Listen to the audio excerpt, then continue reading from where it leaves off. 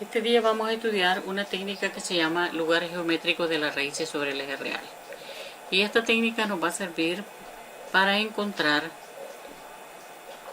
la ubicación de los polos de lazo cerrado dependiendo del valor de chi que nosotros querramos obtener para el funcionamiento del sistema. Nosotros sabemos que la característica básica de la respuesta transitoria de un sistema de lazo cerrado se relaciona estrechamente con la ubicación de los polos de lazo cerrado. ¿Con qué nos referimos a esto? Con que la respuesta transitoria, que consiste en el sobreimpulso y en todos los tiempos de la respuesta transitoria, el tiempo pico, el tiempo de retardo y el tiempo de establecimiento, todos estos están relacionados con el denominador de la función de transferencia de lazo cerrado, o lo que nosotros llamamos función característica. Si el sistema tiene una ganancia de lazo variable, la ubicación de los polos de lazo cerrado va a cambiar cada vez que nosotros cambiemos el valor de esa ganancia. Aquí tenemos un ejemplo en el cual la función de transferencia de lazo abierto es 1 entre s más 1.5 por s más 6, lo que da como resultado 1 entre s cuadrado más 7.5 s más 9. La función de transferencia de lazo cerrado en este caso será 1 entre s cuadrado más 7.5 s más 10. Y la respuesta en el tiempo es lo que vemos aquí en el gráfico en rojo, que al aplicar el teorema del valor final tendríamos que c de t es igual a 1/10, o sea 0.1. Y los polos de lazo cerrado que tenemos en este caso serían dos polos lineales, uno en 5.76 y uno en menos 1.73, siendo este el polo dominante y definiendo el valor del tiempo de establecimiento. Luego, si nosotros a la función de transferencia de lazo cerrado la multiplicamos por una ganancia igual a 10, entonces tendríamos una función de transferencia de lazo cerrado en el cual el denominador ha cambiado de ser s cuadrado más 7.5s más 10 más 9, que es lo que da 19. Si sacamos los dos polos que tiene este denominador, entonces tendríamos un par de polos complejos en los cuales sigma es igual a 3.75 y el valor de j omega d sería más o menos 2.22j. Con esta ecuación, el sistema se estabiliza en 10/19, que sería lo mismo que tener 0.52, que es lo que está dando aquí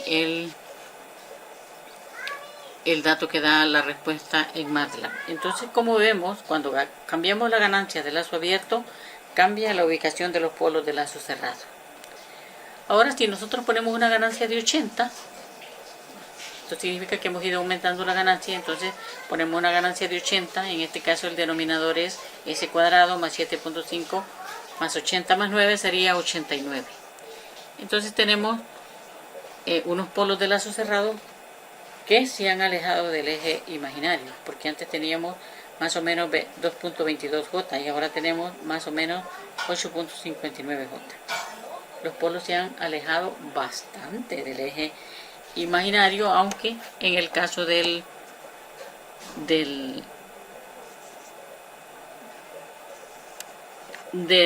sigma, ¿verdad?, sigue siendo 3.75. Lo que queremos decir es que los polos se han alejado del origen, porque antes eran 2.22 y ahora es 8.59, o sea, han subido, ¿verdad? Y entonces eso significa que el chi se va acercando a 0. Significa que esto no es conveniente para nosotros, porque el chi nosotros queremos mantenerlo en un valor entre 0.7, 0.6 y 0.4. Como vemos, el valor de la función cuando t tiende a infinito es de 80 a 89, lo que da como una amplitud de 0.9. Es lo que ha dado el MATLAB y es lo que darían los cálculos a mano. Entonces, hemos comprobado que cada vez que cambiamos el valor de la ganancia, cambia la ubicación de los polos de lazo cerrado. Ahora es importante que el diseñador sepa esto. sepa cómo se mueven los polos en lazo cerrado cada vez que movemos la ganancia. Desde el punto de vista del diseño, tal vez un simple ajuste de la ganancia en algunos sistemas puede mover el polo a donde uno quiere. Y si el ajuste de la ganancia no produce lo que nosotros queremos, entonces vamos a tener que añadir un compensador, porque si observamos nosotros en este último resultado, tampoco hemos alcanzado al escalón, ¿verdad? Ahorita todavía. Entonces, hemos trabajado también con un sistema de segundo orden. Ahora, ¿qué pasa si nosotros estamos trabajando con un sistema grado 3 o de orden superior? Eso de estar sacando las 3 raíces o las 4 raíces es una cosa más tardada, y cada vez que cambiemos la ganancia de lazo abierto vamos a tener que repetir los cálculos. Entonces, el señor W.R. Evans diseñó un método para encontrar la raíz de la ecuación que se usa mucho, ¿verdad?, en ingeniería de control, y lo denominó método del lugar geométrico de las raíces. En él se grafican las raíces de la ecuación característica para todos los valores de un parámetro del sistema, que en este caso sería el parámetro K. Y lo interesante es que K puede adoptar todos los valores aquí desde 0 a infinito. Mediante el método del lugar geométrico de las raíces, el diseñador puede predecir los efectos que tienen en la ubicación de los polos de lazo cerrado, variar el valor de la ganancia o agregar polos o agregar ceros en lazo abierto. Por tanto, es conveniente que el diseñador comprenda bien este método, cómo va a generar los lugares geométricos de las raíces, ya sea de forma manual o mediante un uso de programa de computadora como MATLAB. Entonces, la idea básica detrás de este método es que los valores que hacen que la función de transferencia sea igual a -1 deben satisfacer la ecuación característica del sistema, que sería el denominador de la función de transferencia de lazo cerrado. Entonces, el LGR muestra cómo contribuye cada polo o cero en lazo abierto a las posiciones de los polos en lazo cerrado. Y al diseñar un sistema de control lineal, encontramos que este método es muy útil, dado que indica la forma en que puedo modificar los polos y ceros del lazo abierto para que la respuesta cumpla las especificaciones de desempeño del sistema. Este método ayuda mucho, ¿verdad? Es muy rápido. Entonces, el lugar geométrico de la raíz es el nombre de la técnica, pero entonces él define, para propósitos de identificación, define las siguientes categorías. Un lugar donde K es positiva y un lugar donde K es negativa. Un lugar donde K es positiva es la porción del lugar geométrico de las raíces que se llama RL. Y el lugar donde K es negativa, la porción del lugar geométrico donde K es negativa, eso se llama lugar de las raíces complementario. Hay un lugar que se llama contorno de las raíces, cuando nosotros estamos variando más de un parámetro, y el lugar geométrico de las raíces se refiere a todo el lugar geométrico, el que junta los lugares de las raíces y los lugares de las raíces complementarias. Entonces, la fórmula ya la conocemos. La función de transferencia de lazo cerrado de un solo lazo es GDS entre 1 más GDS por HDS, o sea, esto es igual a MDS o igual a YDS entre RDS, lo que ustedes recuerden mejor. Bien, esto cumple dos condiciones, una condición de ángulo y una condición de magnitud. En cuanto la condición de ángulo es referida a el ángulo con que los polos abandonan o entran al lugar de las raíces, y la magnitud se refiere a la magnitud de la ganancia exactamente en esos lugares o en otro lugar del lugar geométrico de las raíces.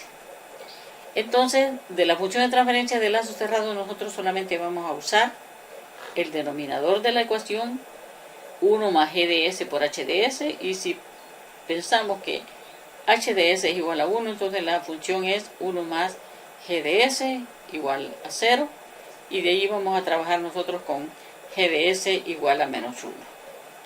Ahora, la condición de ángulo dice que donde K es positiva, ¿no?, y si el punto que nosotros estamos analizando es un punto que pertenece al lugar de las raíces, entonces el ángulo medido desde los ceros menos los ángulos medidos desde los polos son un múltiplo impar de 180. Ahora, si el punto no pertenece al lugar de las raíces, entonces los ángulos medidos desde los ceros menos los ángulos medidos desde los polos son un múltiplo par de 180. La fórmula dice 2i más 1 por pi, donde i es igual a 0, más o menos 1 o más o menos 2, cualquier valor. En este caso nosotros hemos usado un 0, entonces tenemos pi por 1, pi es 180, entonces decimos múltiplos impares de 180 para el lugar de las raíces o múltiplos pares de 180 para el lugar de las raíces complementarios. Y la condición de magnitud, como decíamos,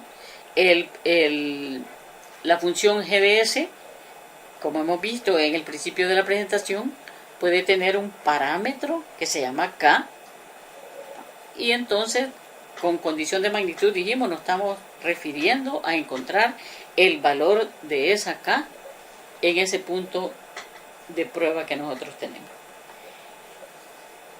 Como decíamos, en muchos casos el GDS por HDS contiene un parámetro de ganancia k.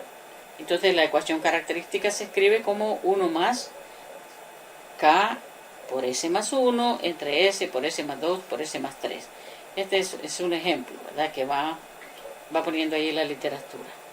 Entonces el valor absoluto de GDS por HDS es igual a la multiplicatoria de los vectores desde los ceros entre la multiplicatoria de los vectores desde los polos, y eso es igual a 1 sobre k, todos valores absolutos. La condición de ángulo, como decíamos, es que la diferencia entre la suma de los ángulos de los vectores dibujados desde los ceros y aquellos que están dibujados desde los polos, de GDS por HDS a S, que en este caso S siempre lo vamos a llamar en este momento un punto de prueba, entonces este es un múltiplo impar de 180. Para valores negativos de k, como dijimos, es un múltiplo par de 180. Ahora consideremos el sistema de la figura que está aquí para poder entender esto. Aquí tenemos una GDS que es k entre s por s más 1 por s más 2. Entonces no tenemos ningún cero en la función, pero sí tenemos un polo en el origen, un polo en menos 1 y un polo en menos 2. Entonces, ¿qué dice la condición de ángulo?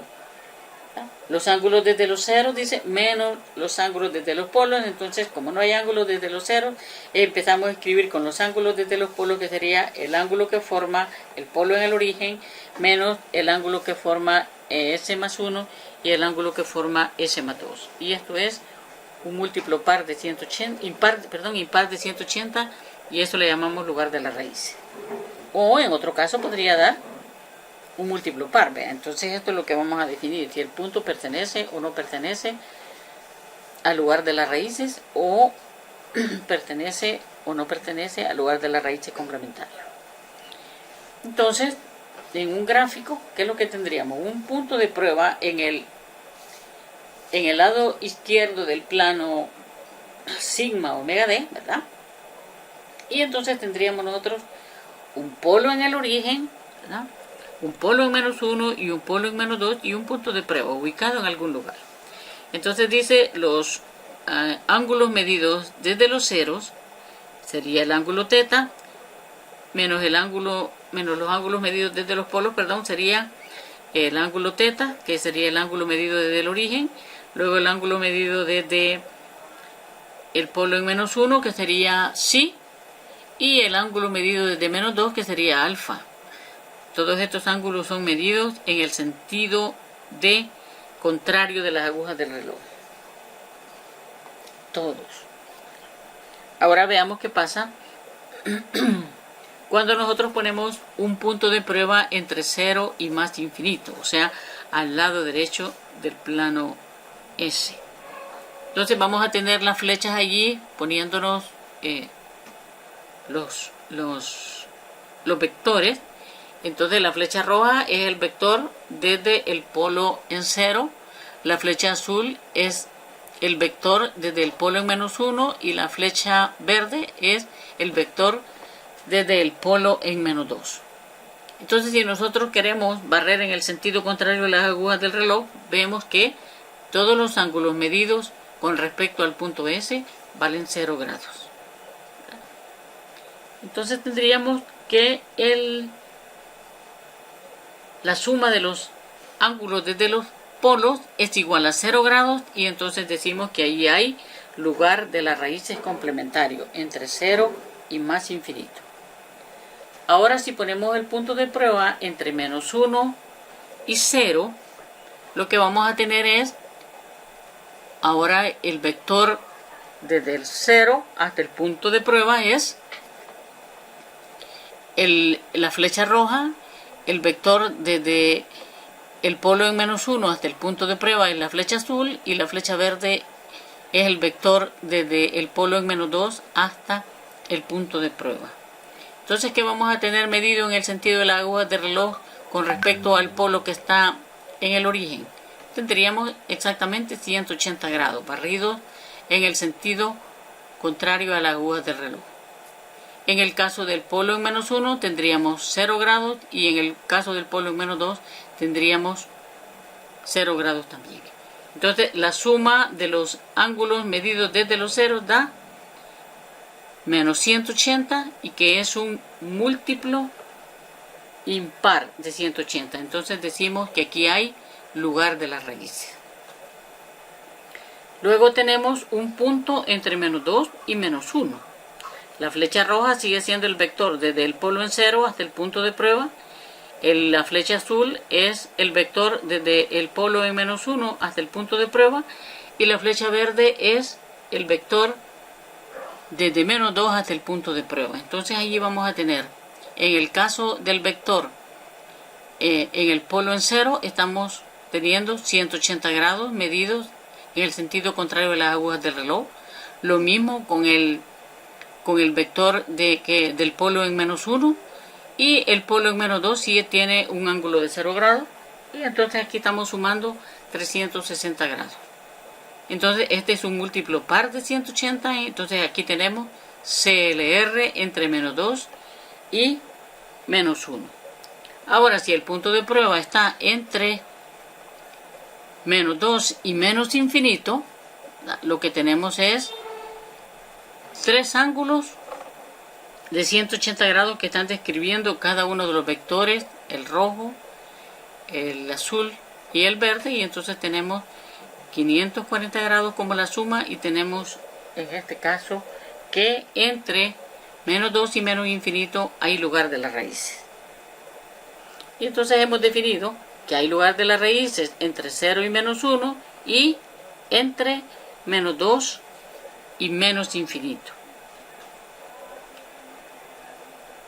Ahora la condición de magnitud se calcula con el valor absoluto, dice, de G de S, que sería K entre S por S más 1 por S más 2 igual a 1, y lo que hacemos es sustituir en el valor de S el valor exacto del punto de prueba.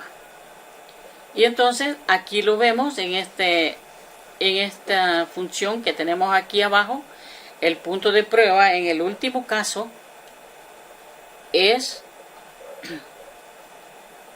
entre -2 y menos infinito es, perdón, entre -2 y -1 tendríamos 1.5, ¿ah?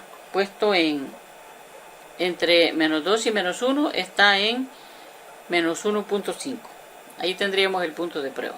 Entonces si lo traemos y lo ponemos en esta ecuación, decíamos los polos entre los ceros y eso nos va a dar el valor de K.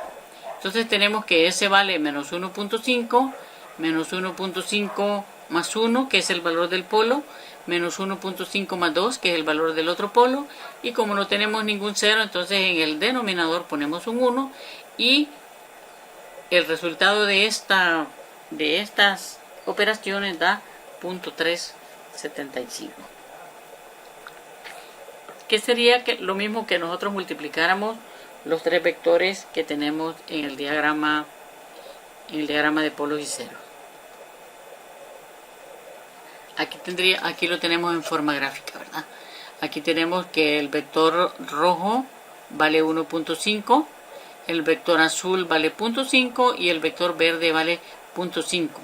Entonces, si multiplicamos los tres vectores, ¿verdad? Que es lo que decía la teoría, los vectores, la multiplicatoria de los vectores desde los polos entre la multiplicatoria de los vectores desde los ceros es igual a k. Entonces aquí como tenemos 0.5 por 1.5 por 0.5 entre 1 nos da 0.375.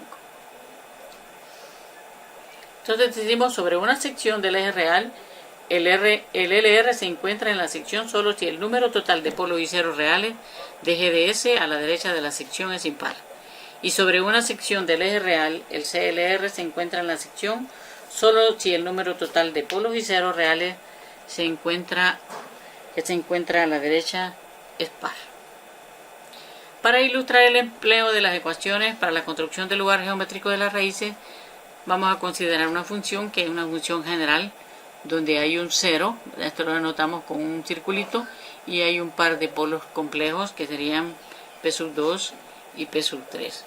Entonces la localización de los polos y ceros en este caso se asigna de forma arbitraria y se selecciona un punto de prueba arbitrario como hemos visto ahí en el plano y se dibujan los vectores y entonces aquí tenemos fórmulas generales, ¿verdad?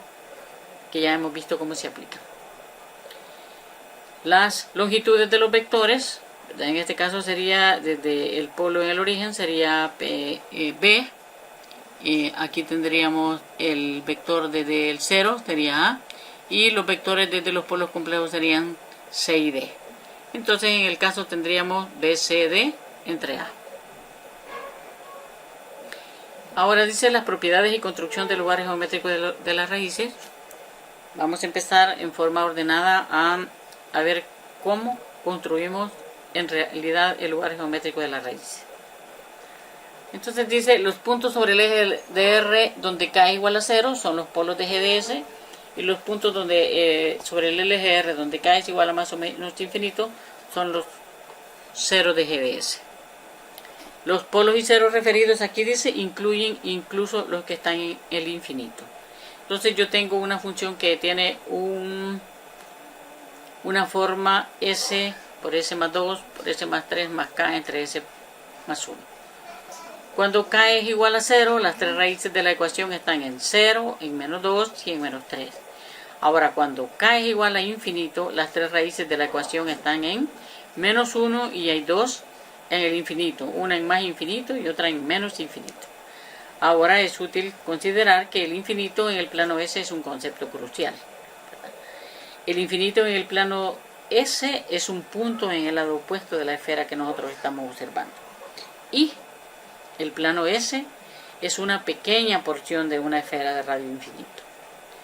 Ahora, si nosotros dividimos la ecuación entre los miembros que no contienen acá, la ecuación anterior, tendríamos 1 más GDS por HDS, tendríamos 1 más K por S más 1 entre S por S más 2 por S más 3.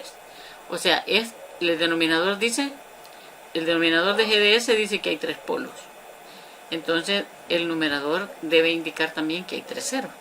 Pero visible solo es el 0 en menos 1.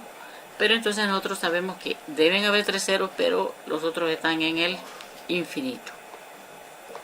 Y aquí está escrito el valor de K en los polos. Y aquí tendríamos el valor de K aquí en los ceros. Dice, ¿verdad? K igual a más o menos infinito. En los polos es igual a 0 y en los ceros es igual a infinito. Ahora hay que averiguar cuántas ramas tiene el lugar geométrico de las raíces. Entonces, una rama del LGR es el lugar geométrico de una raíz cuando K está entre más infinito y menos infinito. El número de ramas del lugar geométrico de las raíces es igual al número de raíces de la ecuación. O sea que nosotros tenemos un denominador de orden 3 el número de rama es 3. Si el denominador de la ecuación es un 4, entonces hay 4 ramas. El LGR dice es simétrico con respecto al eje real, exactamente.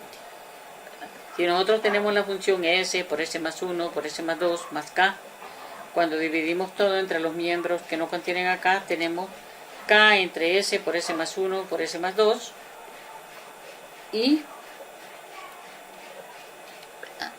el LGR de esta ecuación se muestra en la figura, ¿verdad? Entonces nosotros vemos que si dobláramos el papel por el centro, ¿verdad? En el eje real, digamos, nosotros veríamos que exactamente lo que está en la parte superior se repite en la parte inferior. Y como el denominador sería de grado 3, entonces nosotros tendríamos acá 3 ramas del lugar de las raíces. Si nosotros observamos, hay una en rojo, ¿verdad? Y lo que está indicando es que desde menos 2 hasta menos infinito hay un lugar de las raíces. Es el ejemplo que hemos hecho hace un rato. Y, ¿verdad? Donde en el comienzo de donde está el polo, K es igual a 0 y se dirige hasta menos infinito. Luego hay una rama que empieza en menos 1, donde K es igual a 0, que es la rama en verde, y baja hasta más infinito.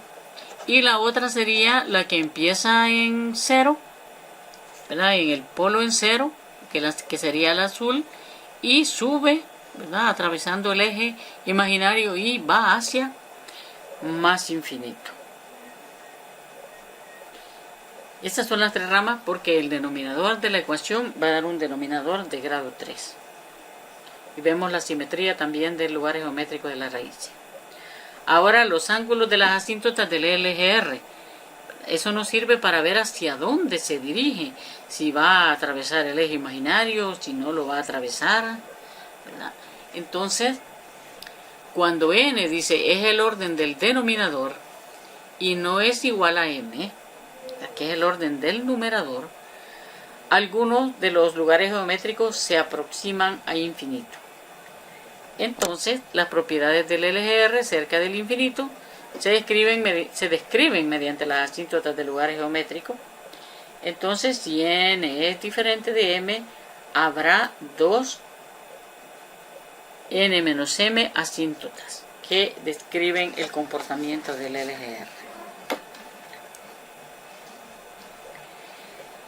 Los ángulos, ¿verdad?, y su intersección con el eje real del plano S se describen como sigue. Para valores grandes de S, el LGR para K mayores o iguales que 0, o sea, el lugar de las raíces, son asintóticas con asíntotas en ángulos 2i más 1, n menos m, donde n debe ser diferente de m y m debe ser desde i igual a 0, igual a 1, igual a 2, hasta n menos m menos 1. N y m son el número de polos y 0 finito de GDS.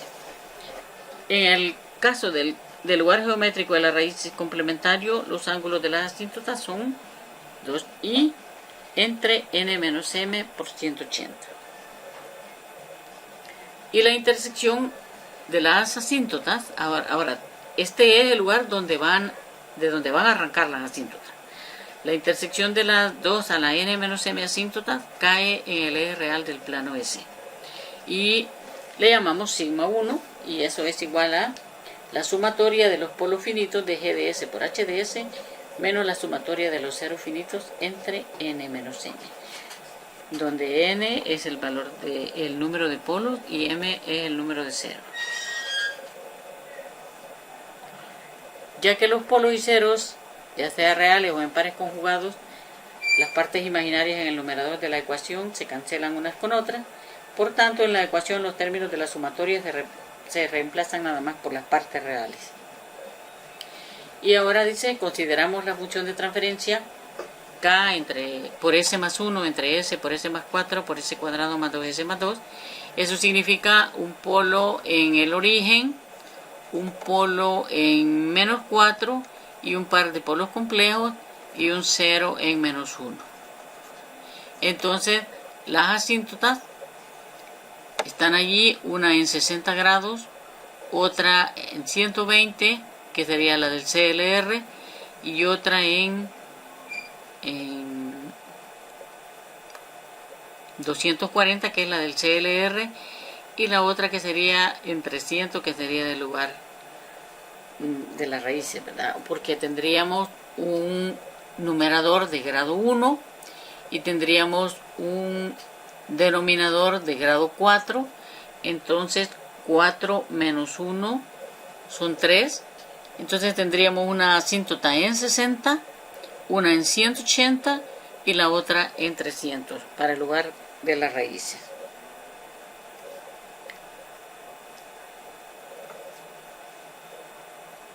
Aquí está toda la descripción de los pasos que se han seguido, ¿verdad? Los puntos en los que K es igual a 0 son los polos de la función, y los puntos donde K es igual a más o menos infinito son los ceros de la función.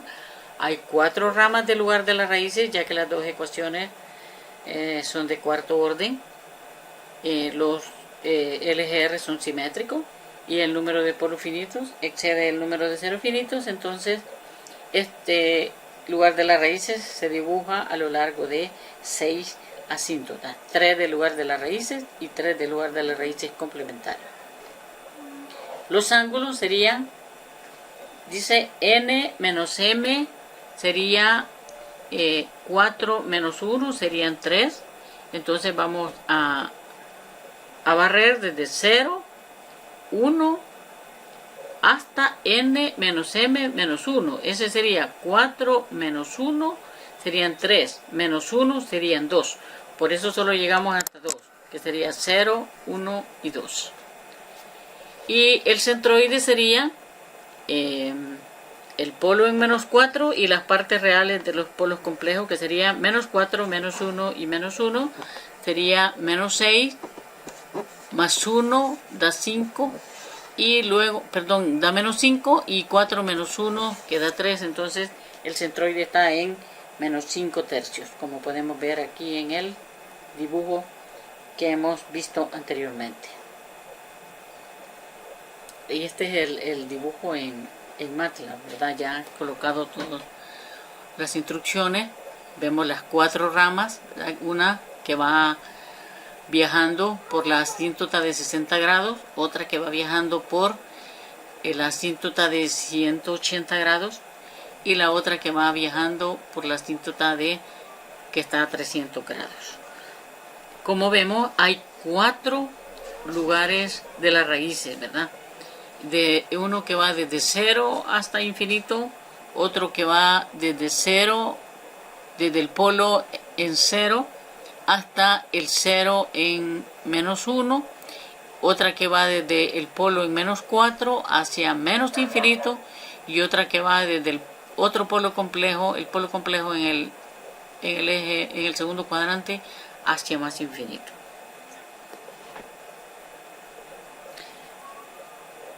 ¿Con qué ángulo abandonan este lugar de las raíces, el polo que está aquí? Pues eso lo calculamos por la condición de ángulo. Ahora dice, en el caso del ejemplo con el que comenzamos, si ponemos la ganancia, dice en 79, aquí sería 79, ¿verdad? En lugar de 10. Aquí, si ponemos la ganancia 79, entonces la función de transferencia es 79 más 9 serían 88. Los polos de lazo cerrado están acá. Entonces vemos nosotros que tenemos los dos polos complejos, uno en 3.75 más 8.59 y el otro en 3.75 menos 8.59. Entonces, ¿qué es lo que tenemos acá? Como el denominador es de grado 2, entonces tenemos dos asíntotas, ¿verdad? Una que sería la de 0 y otra que sería la de 1. Una daría 90 grados y la otra daría 270. el valor de K aquí es igual a 0 y se aleja hacia arriba, digamos, hacia el infinito, y la otra en K igual a 0 y se aleja también hacia el infinito. En este caso dice la ganancia es igual a 0, porque sabemos que allí el K es igual a 0. Este es en el caso de que el denominador es de grado 2. Ahora veamos si nosotros le aumentamos, si nosotros tenemos un sistema el cual tiene un 0 y tiene 3 polos. Entonces el denominador es de grado 3 y el numerador es de grado 1. Entonces las asíntotas van a ser n menos m menos 1 hasta n menos m menos 1, que sería 3 menos 1, sería 2 menos 1, sería 1. Entonces solo vamos a buscar dos asíntotas, la de 0 y la de 1. Por eso tenemos, ¿verdad? En este caso, en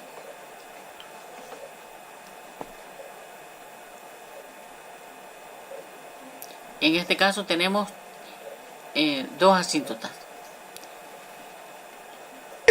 Una en 90 y la otra en 270.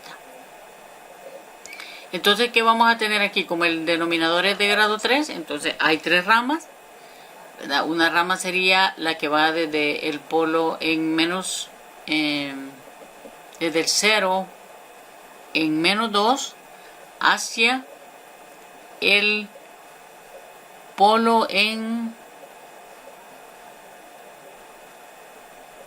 menos 6, ¿verdad? En este lugar K vale infinito y en este lugar vale, en el polo en menos 6, K es igual a 0. El otro lugar de las raíces es la rama verde, ¿verdad? Que empieza en K igual a 0, en el polo igual a menos 1.5 y viaja hacia arriba, digamos, ¿verdad? En la línea verde. Y el otro lugar de las raíces es el lugar desde que empieza en el polo igual a 0 y viaja en la línea azul hacia más infinito. Entonces, como vemos, toda la teoría se va cumpliendo. Hay lugar de las raíces, dice, donde el número de polos, ¿verdad?, a la derecha del punto es un número impar. Entonces, y aquí vemos, aquí hay en la línea azul-verde, hay lugar de las raíces, ¿verdad? Una parte es azul y otra parte es verde, y el número de polos a la derecha del punto de prueba, digamos que está en 1, es un número impar, solo está el polo en el origen. Luego, si pusiéramos un punto de prueba, digamos, en menos 5, el número, ahí hay lugar de las raíces, en la línea roja, y lo que hay a la derecha del punto de prueba, digamos, a la derecha de menos 5, son tres polos, ¿verdad? El polo en el origen, el polo en 1.5 y el 0. Entonces el número de polos y ceros finitos a la derecha del punto de prueba es un número impar. Entonces hay lugar de las raíces sobre el eje real. Gracias por escuchar.